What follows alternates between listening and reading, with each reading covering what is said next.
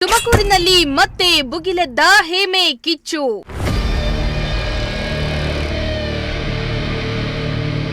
ಹೇಮೆ ವಿಚಾರದಲ್ಲಿ ತುಮಕೂರಿನ ಕೆಲ ನಾಯಕರು silent.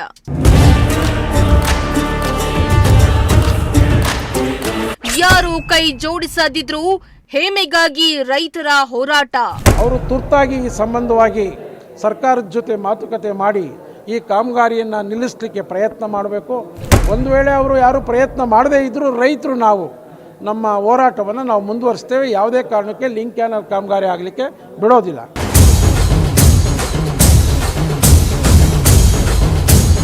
S, Hemavathi link canal ಕಾಮಗಾರಿ ವಿರೋಧಿಸಿ ಮೇ 31ರಂದು ತುಮಕೂರಿನಲ್ಲಿ ಉಗ್ರ ಹೋರಾಟವೇ ನಡೆದಿತ್ತು.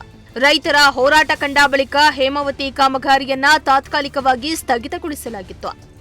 ಇದರಿಂದ ತುಮಕೂರಿನಲ್ಲಿ ಹೇಮಾವತಿ ಹೋರಾಟ ತಣ್ಣಗೆ ಆದಂತೆ ಕಾಣ್ತಾ ಇತ್ತು. ಆದರೆ ಕಳೆದ 15 ದಿನಗಳ ಹಿಂದೆ ಡಿಸಿಎಂ ಡಿಕೆ ಶಿವಕುಮಾರ್ ಗುಬ್ಬಿ ತಾಲೂಕಿನ ಸಂಕಾಪುರದ ಬಳಿಯ ಹೇಮಾವತಿ ಲಿಂಕ್ ಕೆನಾಲ್ ಕಾಮಗಾರಿ ಸ್ಥಳವನ್ನ ವೀಕ್ಷಣೆ ಮಾಡಿದ್ರು. ಈ ವೇಳೆ ಡಿಸಿಎಂ ನಾವು ಹೇಮಾವತಿ ಕಾಮಗಾರಿ ಮಾಡಿಯೇ ಮಾಡ್ತೀವಿ ಎಂದು ಹೇಳಿದ್ದು ಜಿಲ್ಲೆಯಲ್ಲಿ ಮತ್ತೆ ಹೇಮಾವತಿ ಕಿಚ್ಚು ಹೊತ್ತಿಕೊಳ್ಳುವಂತೆ ಮಾಡಿದ. ಇತ್ತ ಹೇಮಾವತಿ ಲಿಂಕ್ ಕೆನಾಲ್ ಕಾಮಗಾರಿ ವಿರೋಧಿಸಿ ತುಮಕೂರಿನಲ್ಲಿ ಅನೇಕ ಉಗ್ರ ಹೋರಾಟ ನಡೀತಾ ಇದ್ರೂ ಕೂಡ ಜಿಲ್ಲೆಯ ಕೆಲ ನಾಯಕರು ಸೈಲೆಂಟ್ ಆಗಿದ್ದು ಹೇಮಾವತಿ ಹೋರಾಟಗಾರರನ್ನ ಕೆರಳಿಸುವಂತೆ ಮಾಡಿದ. ಅಲ್ಲದೆ ಡಿಸಿಎಂ ಬೇರೆ ಹೇಮಾವತಿ ಕಾಮಗಾರಿ ನಿಲ್ಲಲ್ಲ ಎಂಬ ಮಾತುಗಳನ್ನ ಹೇಳಿದ್ದು ಮುಂದಿನ ದಿನಗಳಲ್ಲಿ ಹೇಮೆ ಕಾಮಗಾರಿ ನಡೆದರೆ ಉಗ್ರ ಹೋರಾಟ ಮಾಡಲು ಈಗಾಗಲೇ ರೈತ ಸಂಘದ ಮುಖಂಡರು ನಿರ್ಧರಿಸಿದ್ದಾರೆ.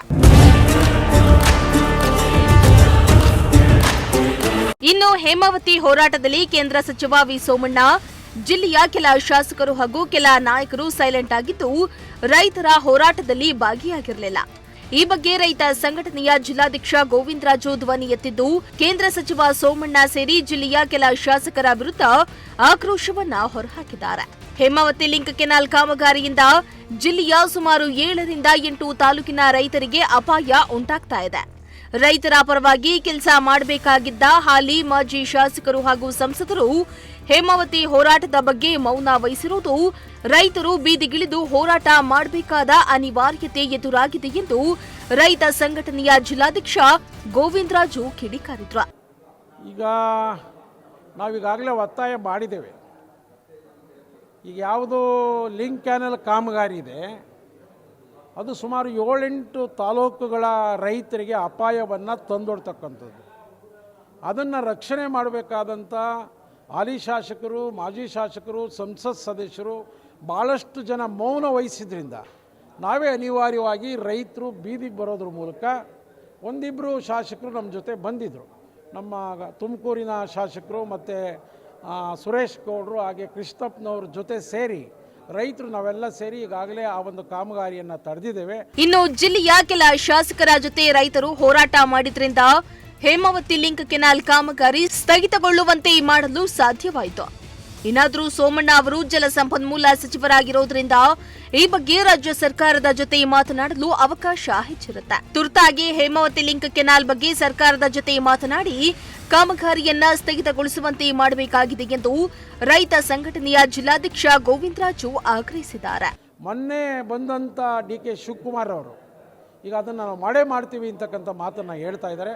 ಹಾಗಾಗಿ ಈಗಿರ್ತಕ್ಕಂಥ ಎಲ್ಲ ಶಾಸಕರು ಧ್ವನಿ ಎತ್ತಬೇಕು ಮತ್ತು ನಮ್ಮ ಸಂಸತ್ ಸದಸ್ಯರು ಇದ್ರ ಬಗ್ಗೆ ಮಾತಾಡಬೇಕು. ಯಾಕೆಂದರೆ ಅವರು ಜಲಸಂಪನ್ಮೂಲ ಸಚಿವರಾಗಿರೋದ್ರಿಂದ ಅವರಿಗೆ ಈ ಕಾಮಗಾರಿಯನ್ನು ನಿಲ್ಲಿಸಲಿಕ್ಕೆ ಮತ್ತು ಸರ್ಕಾರದ ಜೊತೆ ಮಾತಾಡಲಿಕ್ಕೆ ಹೆಚ್ಚು ಅವಕಾಶಗಳು ಇರೋದ್ರಿಂದ ಅವರು ತುರ್ತಾಗಿ ಈ ಸಂಬಂಧವಾಗಿ ಸರ್ಕಾರದ ಜೊತೆ ಮಾತುಕತೆ ಮಾಡಿ ಈ ಕಾಮಗಾರಿಯನ್ನು ನಿಲ್ಲಿಸಲಿಕ್ಕೆ ಪ್ರಯತ್ನ ಮಾಡಬೇಕು.